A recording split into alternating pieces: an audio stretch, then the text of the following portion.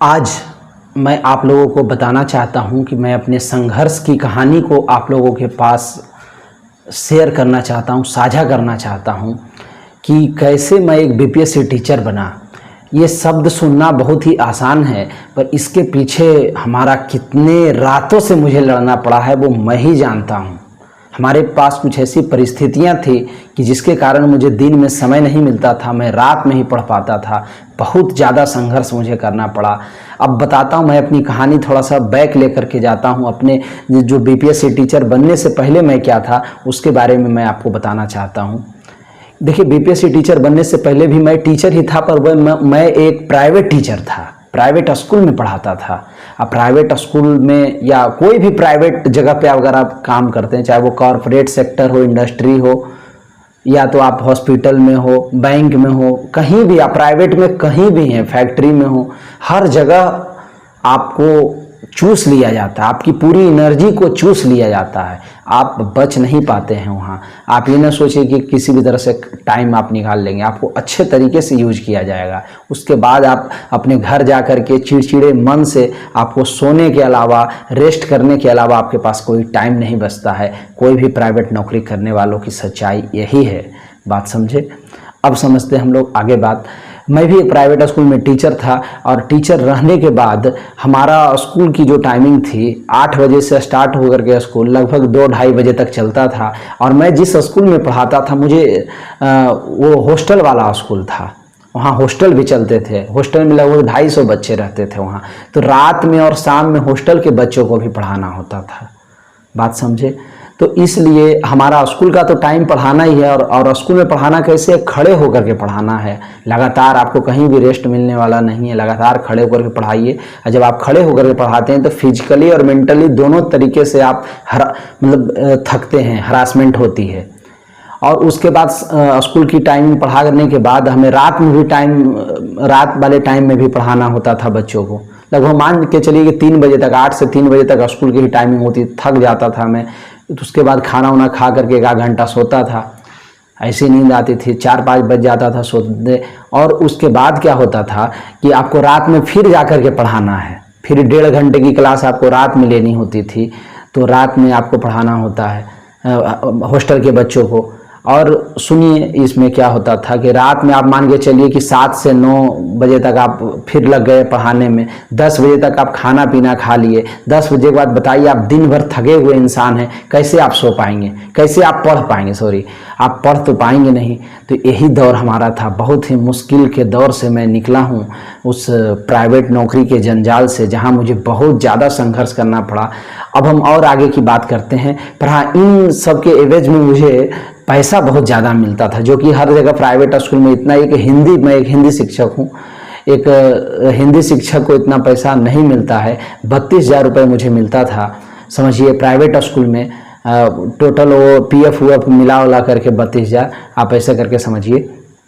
तो इतना मिलने के बाद आप समझ सकते हैं कि कितना मुश्किल का दौर होगा वो। और दिन भर हमारा टाइम तो पढ़ाने में ही चला जाता था। अब रात का टाइम हमारे पास बचता था। उसी टाइम TRE2 की वैकेंसी आ गई थी, बीपीएससी TRE2 की।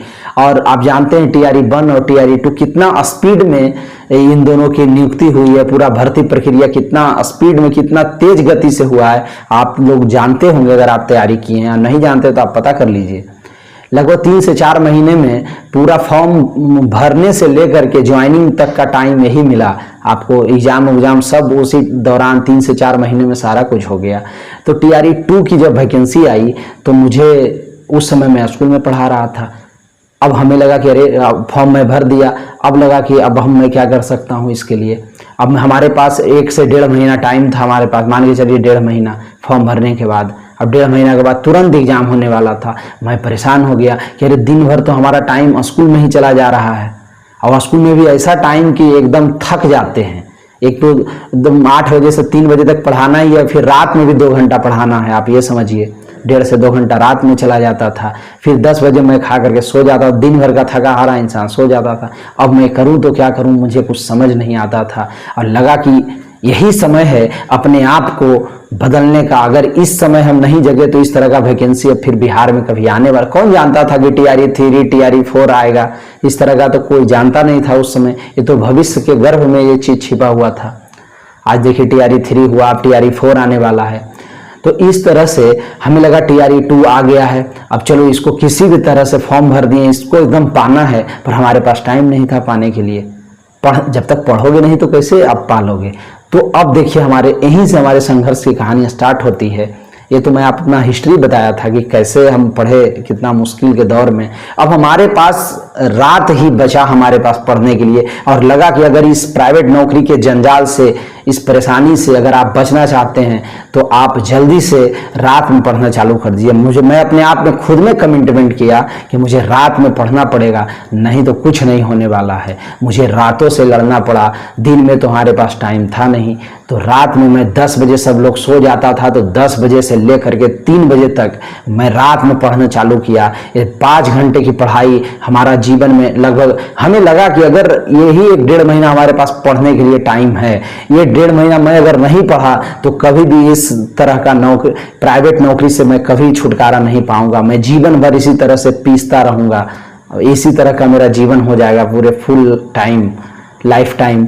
तो इस तरह से मैं सोचा अगर अपने आप को बदलना है, यही अपने दुर्भाग्य को सौभाग्य में बदलना है, तो यही 1.5 महीना अगर आप पढ़ लेंगे, हमें लगा अपने आप में अगर हम पढ़ लिए तो पक्का मुझे नौकरी मिल जाएगी। और ऐसा नहीं था कि वो 1.5 महीना ही पढ़ करके हमें नौकरी मिल गई, उसके पहले भी हमारी तैयारी थी। ऐसा नहीं था कि वो 1.5 महीना पढ़ लिए या और कोई भी विद्यार्थी 1.5 महीना पढ़ देगा एग्जाम के टाइम उसका नौकरी हो जाएगा, ऐसा कहीं कुछ नहीं। उसके पहले भी मैं प्राइवेट नौकरी के पहले भी मैं काफ़ी पढ़ाई किया था।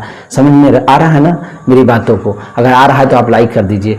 और उस टाइम में क्या किया, स्पेशल 10 से 3 बजे तक 5 घंटे की पढ़ाई में पढ़ा। अभी लगातार काम हमारे साथ लगभग 1.5 महीना चला, और उसके बाद हमारा एग्जाम हुआ। और एग्जाम के टाइम में मैं एकदम बहुत ही अच्छे तरीके से खुश होकर के आया। समझ रहे हैं? हम बताएंगे उसके बारे में और बातें आपको मैं बताऊंगा। तो यहीं पे मुझे मोटिवेशन कहाँ से मिलता था, तो रश्मि रथी, रामधारी सिंह दिनकर की एक कविता है, एक महाकाव्य समझ लीजिए, खंड काव्य रश्मि रथी, समझ लीजिए कि वहाँ उसमें 3 सर्ग में एक लाइन है, उसी को मैं बार बार पढ़ता था, बार बार सोचता था, अपने रूम में उसको लिख करके रख लिया था और वहीं से मैं प्रेरणा लेता था। वो लाइन ये है कौन विघ्न ऐसा जग में जो टिक सके वीर नर के मग में, खम ठोक ठेलता है जब नर पर्वत के जाते पांव खड़, मानव जब जोर लगाता है पत्थर पानी बन जाता है गुण बड़े एक से एक प्रखर छिपे मानवों के भीतर, मेहंदी में जैसी लाली हो वर्तिका बीच उजियाली हो, बत्ती जो नहीं जलाता है रोशनी नहीं वह पाता है, पीसा जाता जब इक्षुदंड झरती रस की धारा अखंड, जब फूल पिरोए जाते हैं मेहंदी जब सहती है प्रहार, बनती ललनाओं का सिंगार, जब फूल पिरोए जाते हैं हम उनको गले लगाते हैं, वसुधा का नेता कौन हुआ भूखंड विजेता कौन हुआ, जिसने न कभी आराम किया विघ्नों में रहकर नाम किया।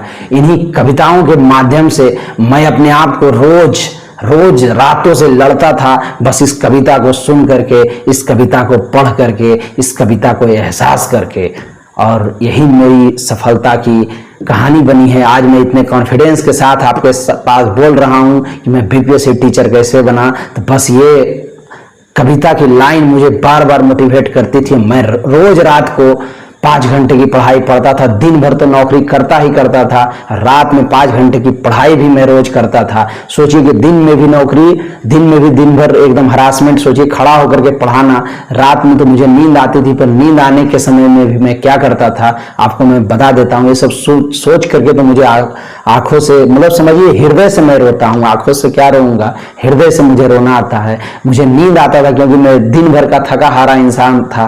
रात में भी 5 घंटा पढ़ना संभव नहीं था मेरे लिए, इतना आसान नहीं था। कह देना आसान होता है, संभव नहीं था।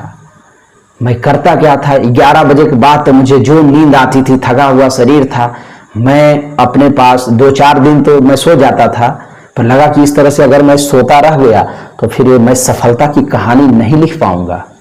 तो मैं इसके लिए क्या किया, मैं बाजार से मिर्च, जो हरी मिर्च होती है, वो खरीद करके लाया और सोचा कि इसी को खा खा करके जब मुझे नींद आएगी एक पूरे में चिबा जाता था, मतलब चबा करके खा जाता था। मुंह पूरा लहरता था, समझिए कि 15-20 मिनट तो उसी में मेरा लग जाता था मुंह को शांत करने पर। जो नींद ऐसा टूटती थी हमारी कि एकदम आराम से हम 1.5-2 घंटे फिर पढ़ाई करते थे, 1.5-2 घंटे बाद फिर नींद आती थी, फिर आराम से एक मिर्च में काट मतलब खा लेता था। इस तरह से मैं 3 बजाता था। 3 बजे के बाद तो हमारे हिम्मत नहीं थी कि मुझ में कि मैं अब और आगे पढ़ पाऊँ। 3 बजे 2:30 बजते बजते मैं सो जाता था न चाहते हुए भी। और फिर मुझे 7 बजे फिर 4 घंटे की मैं नींद लेता था और 7 बजे मैं फिर उठता था। और 7 बजे उठने के बाद एक घंटा में तैयार होता था, खाना पीना सब खा लेता था। 8 बजे फिर स्कूल जाना है तो 7 बजे मैं उठ जाता था, अलार्म लगा देता था। समझ में आ रहा कितना मुश्किल वो दौर था हमारे लिए। पर हाँ, वो 1.5 महीना में जो पढ़ाई किया ना 5 घंटे रात में, वही मुझे काम आया और उसी के वजह से मैं आज यहाँ हूँ। और अभी मुझे और आगे जाने की तैयारी में मैं लगा हूँ, पर आप लोगों का सपोर्ट चाहिए। समझ में आ रहा है मेरी बातें अच्छे से आप लोगों को? तो प्लीज़ लाइक कर दीजिए हमारा वीडियो को प्लीज़, और सब्सक्राइब कर दीजिए चैनल को। मैं अच्छी अच्छी बातों को मैं यहाँ से आप लोगों को भी मोटिवेट करता रहूँगा।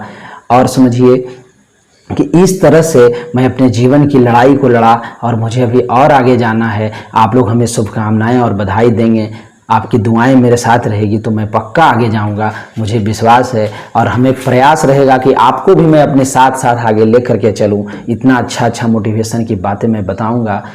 ओके, धन्यवाद। जय हिंद, जय भारत।